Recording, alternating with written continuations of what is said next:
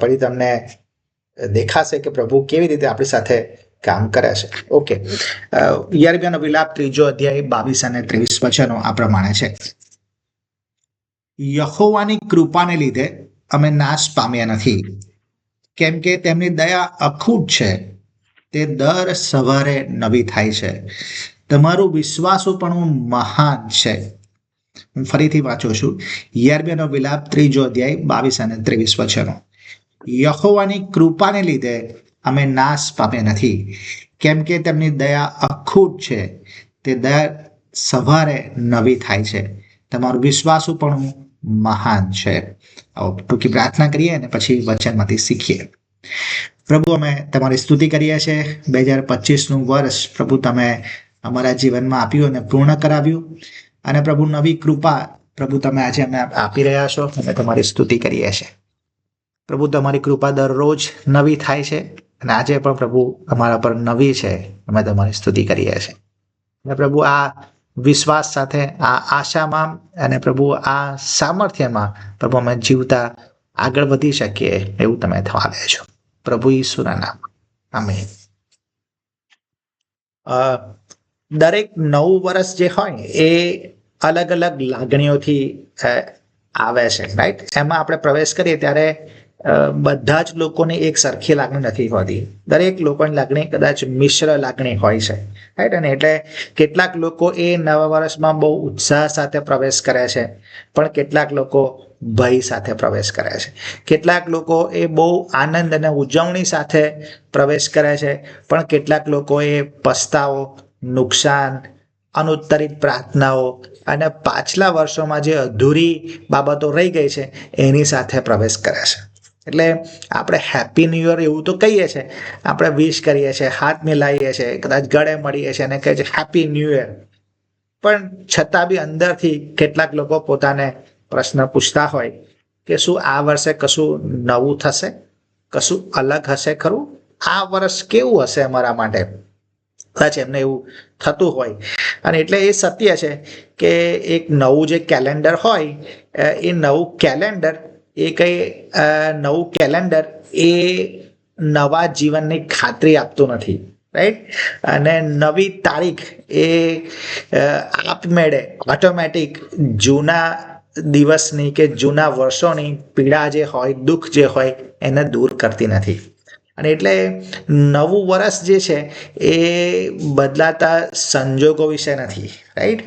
પણ એ કૃપાનું નવીનીકરણ જો હોય તો કેવું સરસ, રાઈટ? અને એટલે કદાચ સંજોગો ભલે ના બદલાય પણ કૃપા બદલાય તો કેવું સારું, રાઈટ? અને એટલે જ બાઇબલમાંથી આપણે જે વચન વાંચ્યું એ વચન બહુ ગજબનું વચન છે. કારણ કે જે નવા વર્ષ માટે અથવા તો નવી શરૂઆત માટેના જે બાઇબલના જે કલમો છે એમાંનું આ સૌથી મહત્વનું કલમ છે કે જેમાં એવી પરિસ્થિતિમાં લોકો છે અને એવો સમય છે કે જ્યારે આ લખવામાં આવ્યું છે એવા સમયમાં આ કલમ એ બહુ જ મહત્વની છે. કારણ કે યર્મિયાનો વિલાપ એવું લખ્યું છે. તમે યર્મિયાનો વિલાપ એટલે શું છે? યર્મિયા એ જે ઇઝરાયલનું પતન એના દર્શનમાં જુએ છે, ઇઝરાયલને ગુલામગીરીમાં થતા એ જુએ છે. અને એટલે એ જે વિલાપ કરે છે, એ દુઃખી થાય છે, એ રડે છે. અને એ રડે છે, એ રડવાના સમયમાં પ્રભુ આ વચન આપે છે. અને પ્રભુ શું કહે છે? યહોવાની કૃપાને લીધે અમે નાશ પામ્યા નથી. એનું પ્રભુએ વચન આપે છે અને એમ કહે છે કે કેમ કે તેમની દયા અખૂટ છે, તે દર સવારે નવી થાય છે. તમારું વિશ્વાસુપણું મહાન છે. એટલે પ્રભુએ એના જો સામના દ્વારા જે શબ્દો બોલ્યા ને એ બહુ અજાયબ શબ્દો છે. અને એમાંથી આપણે આજે કેટલીક બાબતો સમજવા માંગીએ છીએ. એટલે આ કલમોના 4 ભાગ છે અને આપણે 4 વસ્તુ સમજીશું. પહેલું આપણે સમજીએ છીએ અને વચન એ કહે છે કે યહોવાની કૃપાથી અમે નાશ પામ્યા નથી. અને યરૂશાલેમનો નાશ જુએ છે અને એ વિલાપ લખે છે અને એટલે લોકોએ હારી ગયા છે, ઇઝરાયલ પ્રજાએ હારી ગઈ છે, એમનું શહેર એ તૂટી ગયું છે, એમનું મંદિર તૂટી ગયું છે, એમનો જે સુરક્ષાનો કોડ છે એ તૂટી ગયો છે, એમનું ભવિષ્ય હવે ગુલામગીરીમાં છે, બધું જ ખરાબ થઈ ગયું છે. પણ તોય યર્મિયા એવું કહે છે, આપણે નાશ પામ્યા નથી. શા માટે એવું કહે છે? એટલા માટે નહીં કે ઇઝરાયલ પ્રજામાં હજુ બહુ શક્તિમાન લોકો છે, બહુ બળવાન લોકો છે, બહુ યુદ્ધ કુશળ લોકો છે અને એ લોકો ફરી જીતી લેશે, એટલા માટે નહીં. પણ શું કહે, શાના માટે કહે છે? યહોવાની કૃપાને લીધે અમે નાશ પામ્યા નથી. અને એટલે ઈશ્વર એમના લોકોને બહુ પ્રેમ કરે છે. ભલે ઈશ્વર આપણે દુઃખમાં હોઈએ કે આપણે મુશ્કેલીમાં હોઈએ, ભલે આપણને લાગે કે બધું જ નાશ પામ્યું છે, પણ છતાંય ઈશ્વરનો પ્રેમ એ આપણી સાથે છે અને ઈશ્વરની કૃપાને લીધે આપણે નાશ પામતા નથી. રાઈટ? અને ઈશ્વર એમના લોકોને હંમેશા પ્રેમ કરે છે, આપણને ખૂબ જ પ્રેમ કરે છે. અને ઈશ્વર એવું પ્રેમ કરે છે કે જે ક્યારેય હાર માનતો નથી. ભલે આપણે લોકો નિષ્ફળ જઈએ પણ ઈશ્વર એ એમની કૃપા આપણી પર ચાલુ રાખે છે. રાઈટ? જો ઈશ્વર આપણા પાપો અનુસાર આપણી સાથે વ્યવહાર કરે તો શું આજે આપણે જીવતા હોઈએ? ખરા અર્થમાં આ ઈશ્વર એવા ઈશ્વર છે કે જે એમની કૃપાથી આપણી સાથે વ્યવહાર કરે છે. એ એમના ન્યાયી ચુકાદાને એમણે અટકાઈ રાખ્યો છે. કોણ અટકાઈ રાખ્યું છે? ઈશ્વરની કૃપા. એટલે જ 1 Peter 2 અધ્યાય 9મી કલમ એવું કહે છે કે વિલંબનો કેટલાક લોકો અર્થ કરે છે, ખોટો અર્થ કરે છે, પણ કહે છે કે બધાનો નાશ ના થાય પણ બધા પશ્ચાતાપ કરે એવું ઈચ્છીને પ્રભુ ધીરજ રાખી રહ્યા છે. એટલે ઈશ્વરની જે કૃપા છે એ આપણી પર ચાલુ છે ને, એટલે આપણે નાશ પામ્યા નથી. નહીં કે આપણી પાસે કોઈ બહુ સારા સંસાધનો છે, બહુ મોટી સંપત્તિ છે, બહુ મોટું જ્ઞાન છે, બહુ મોટી આવડતો છે અને બધું સારું છે, કે બહુ સારી તંદુરસ્તી મારી પાસે છે અને બધી જ વ્યવસ્થા મારી પાસે છે, એટલે આપણે 2026માં પગ મૂકતા નથી. 2026માં આપણે એટલે પ્રવેશ નથી કર્યો કે આપણે બહુ સારા છીએ, પણ આપણે એટલે પ્રવેશ કર્યો છે કારણ કે ઈશ્વરની કૃપા આપણી પર છે. ઈશ્વરની કૃપાના લીધે આપણે 2026ની અંદર આવી શક્યા છીએ. બરાબર? અને એટલે આપણે હંમેશા આ યાદ રાખવાની જરૂર છે કે આ બંને રીતે, એ રીતે બી જો આપણે નિરાશામાં હોઈએ, દુઃખમાં હોઈએ, તો પણ ઈશ્વરની કૃપા આપણને ઉત્તેજન આપે છે, અને આપણે બહુ આનંદમાં હોઈએ તો પણ આપણને ઈશ્વરની કૃપા એ હંમેશા ટકાઈ રાખવી જોઈએ, પ્રભુમાં બનાવી રાખવી જોઈએ કે ઈશ્વરની કૃપાના લીધે હું જે કંઈ છું એ છે. નહીં તો આપણે નાશ જ પામીએ, પણ યહોવાની કૃપાના લીધે આપણે નાશ પામતા નથી. એટલે પહેલું કારણ એ છે નવા વર્ષની ઉજવણીનું, કે નવા વર્ષમાં આશાનું, કે નવા વર્ષમાં ઉત્તેજનનું કારણ એ છે કે યહોવાની કૃપા આપણી પર ચાલુ છે. યહોવાની કૃપા આપણી પર ચાલુ છે. તો ખબર છે ઈશ્વરનું જ્ઞાન કેટલું બધું છે, ઈશ્વરનું સામર્થ્ય કેટલું બધું છે. ઈશ્વર એ એવા છે કે જેમને એ ખબર છે કે આપણે આ બાઇબલ સ્ટડી પૂરી કરીશું ને અને પછી કયા પ્રકારના પાપોમાં જીવીશું, એ એમને અત્યારે જ ખબર છે, અને છતાંય હજુ બી આપણે જીવતા છીએ. એમને આપણા વિચારો શરૂ થાય પહેલા ખબર છે કે આ વિચારો કેવા હશે, અને તોય આપણી પર એમની કૃપા ચાલુ રાખેલી છે.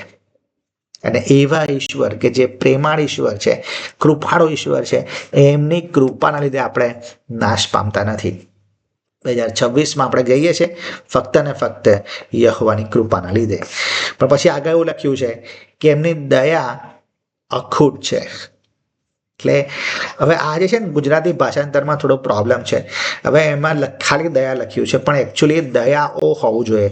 રાઈટ? અને એટલે એ એક દયાની વાત નથી, પણ ઘણી બધી વારંવાર કરવામાં આવતી દયાની વાત છે. રાઈટ? અખૂટ છે. અને એટલે અખૂટ એટલે જે ક્યારેય ખૂટી જતી જ નથી. ઈશ્વરની જે દયા છે ને એ સિઝનલ નથી, મોસમી નથી.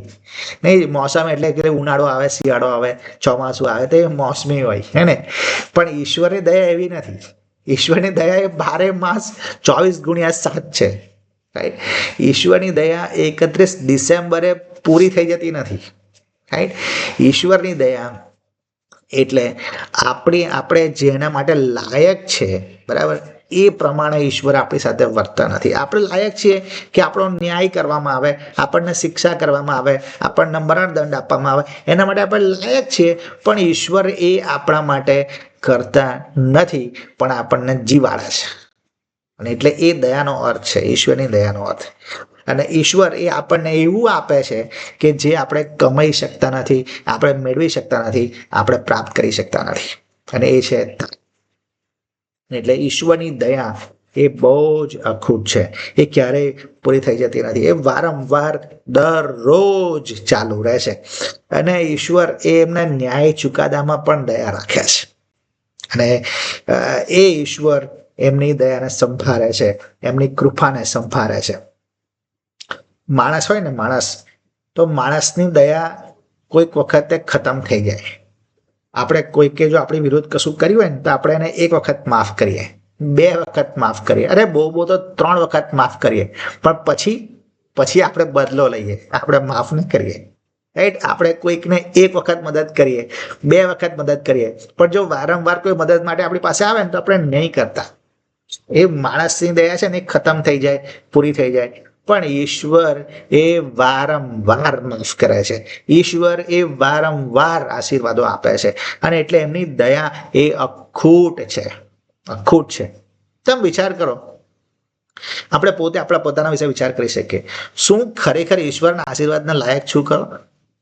કે ઈશ્વરની માફીને માટે લાયક છું ખરો? દરરોજ, દર સેકન્ડે, દર મિનિટે આપણે એ અપવિત્રતામાં ચાલ્યા જઈએ છીએ, એમને તુચકારીએ છીએ, એમનું અપમાન કરીએ છીએ. અને તોય ઈશ્વર સંભાળી રાખે, તોય ઈશ્વર બધા આશીર્વાદો આપે. ઈશ્વરની દયા ખૂબ છે. આપણે નાશ નથી પામતા, પણ આશીર્વાદો એ પામીએ છીએ. એમની દયા એ અખૂટ છે. રાઈટ. અને એટલે યાદ રાખજો, ભલે તમે 2026માં મુશ્કેલ સાથે પ્રવેશ કર્યો હોય, તમને દોષ ભાવના લાગતી હોય, તમે આધ્યાત્મિક રીતે નબળા લાગતા હોય, પણ યાદ રાખો, ઈશ્વરની દયા હજુ ખૂટી ગઈ નથી. ઈશ્વરની દયા તમારી પર ચાલુ છે, એને ભૂલી જશો નહીં. ત્રીજી જે વાત આપણે જોઈએ છે, અને છે કે દર સવારે એમની કૃપા, એમની દયા દર સવારે નવી થાય છે. વાવ, આ બહુ ગજબ વાત છે. દર સવારે નવી થાય છે. આજના દિવસનું દુઃખ આજે જ પૂરું થાય, પછી બીજા દિવસે તો પ્રભુની નવી દયા. નવી એટલે કે તાજી, ઉપયોગ પહેલા નહીં કરવામાં આવી એવી દયા ફરીથી પ્રભુ કરે છે. એટલે કે છે તાજી, ઉપયોગમાં નહીં લેવાયેલી, અસ્પૃશ્ય, એવું કે છે, જે કદી સ્પર્શી નથી એવી દયા પ્રભુએ આપણી પર કરી છે, દરરોજ કરે છે. રાઈટ. અને એટલે ગઈકાલે જે નિષ્ફળતાઓ છે, ગઈકાલના જે પાપ છે, એમાં ઈશ્વર આજે એ દયા નવી કરે છે અને આપણને નવું જીવન આપે છે. અને એટલે દરેક સૂર્યોદય, દરેક સવાર એ આપણને એવું કહે છે કે ઈશ્વર તમને પ્રેમ કરે છે, ઈશ્વર તમારી સાથે છે, અને ઈશ્વર તમને ભૂલી ગયા નથી. ઈશ્વર મને પોતાને આવું કહે છે દરરોજ સવારે કે હું તને પ્રેમ કરું છું. દરરોજ સવારે ઈશ્વર મને એવું કહે છે કે હું તારી સાથે છું અને હું તને ભૂલી ગયો નથી. ખબર છે? એ દરરોજ સવારે આપણી જાતને આપણે યાદ દેવડાવવાનું છે. કારણ કે આપણે જીવતા ઊભા થઈએ છીએ, એ જ આ સંદેશ છે, એ જ આ ઉપદેશ છે કે પ્રભુ આપણી સાથે છે, પ્રભુ આપણને ભૂલી ગયા નથી, પ્રભુ આપણને પ્રેમ કરે છે. અને એટલે 9 વર્ષ જે છે ને, એ ફક્ત સંખ્યાકીય બાબત નથી. 365 દિવસ અને 12 મહિના અને આપણને મળે 8,760 કલાકો, 5,25,600 મિનિટ અને 3,15,36,000 સેકન્ડ. એની વાત નથી આ. રાઈટ. પણ એવી વાત છે કે ઈશ્વરના કૃપાના બધા આમંત્રણો છે કે આપણે એમને પર વિશ્વાસ કરીએ. આ દરેકે દરેક સેકન્ડ, આ દરેકે દરેક, એટલે કહ્યું ને કે મેં 3,15,36,000 સેકન્ડો આપણને યાદ દેવડાવે છે કે આપણે પ્રભુ પર વિશ્વાસ કરવાની જરૂર છે, પ્રભુના પ્રેમ પર વિશ્વાસ કરવાની જરૂર છે, પ્રભુની દયા પર વિશ્વાસ કરવાની જરૂર છે, પ્રભુની કૃપા પર વિશ્વાસ કરવાની જરૂર છે. રાઈટ? ભલે ભૂલો થઈ ગઈ હોય પણ તમારી પર નવી દયા પ્રભુ આપે છે. ભલે જૂના પડખારો હતા પણ આજે પ્રભુ તમને નવું બળ આપે છે. ભલે જૂનું જીવન એ બહુ જ ખરાબ હતું પણ આજે પ્રભુ તમને નવું જીવન આપે છે. અને એટલે છેલ્લો જે ભાગ છે એવું કહે છે કે તમારું વિશ્વાસુપણું મહાન છે. તમારું વિશ્વાસુપણું મહાન છે.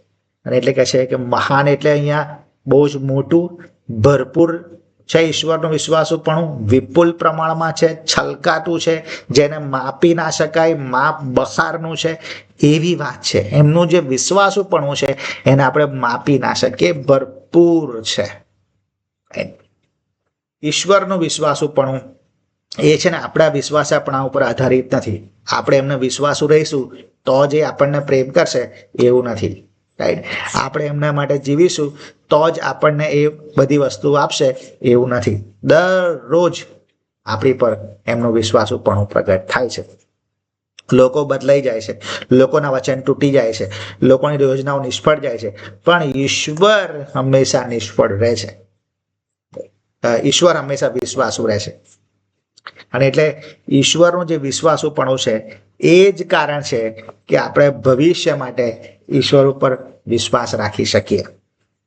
એટલે કોઈ પણ બીક રાખ્યા વગર, કોઈ પણ મુશ્કેલી વગર, કોઈ પણ દોષ ભાવના વગર નવા વર્ષમાં પ્રવેશ કરીએ, કારણ કે ઈશ્વરનું વિશ્વાસુપણું મહાન છે. એમની કૃપાના લીધે આપણે નાશ પામ્યા નથી. એમની દયા એ અખૂટ છે. અને એટલે આપણે 2026ની અંદર પ્રવેશ કરીએ, કારણ કે ઈશ્વર એ બહુ જ વિશ્વાસુ છે.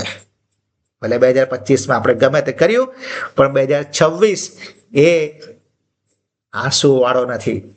2000 આ જે વિલાપ છે એ આંસુઓથી લખાઈ લો, પણ એમાં પ્રભુએ કહ્યું કે દરેક શરૂઆતમાં નવી કૃપા છે. બહુ જ વિશ્વાસુ પ્રભુ છે. અને આજે પણ પ્રભુ આપણને કહે છે કે ભલે 2025માં તમે રડ્યા, તમે આંસુ રાખી, તમને દુઃખ લાગ્યું, તમને પીડાઓ થઈ, પણ આજે નવું વર્ષ પ્રભુ તમારા માટે લાવે છે. અને એમાં પ્રભુ કહે છે કે એમની દયા અખૂટ છે, એમનું વિશ્વાસુપણું બહુ જ મહાન છે, ભરપૂર છે. તદ્દન નવી દયા દરરોજ, દર સેકન્ડે પ્રભુ આપણી પર કરવા માંગે છે. અને એટલે આશાજનક ભવિષ્ય માટે આજે આપણને સંપૂર્ણ ભૂતકાળની જરૂર નથી. આપણને ફક્ત એક વિશ્વાસુ ઈશ્વરની જરૂર છે. અને આ વિશ્વાસુ ઈશ્વર એટલે પ્રભુ ઈસુ ખ્રિસ્ત.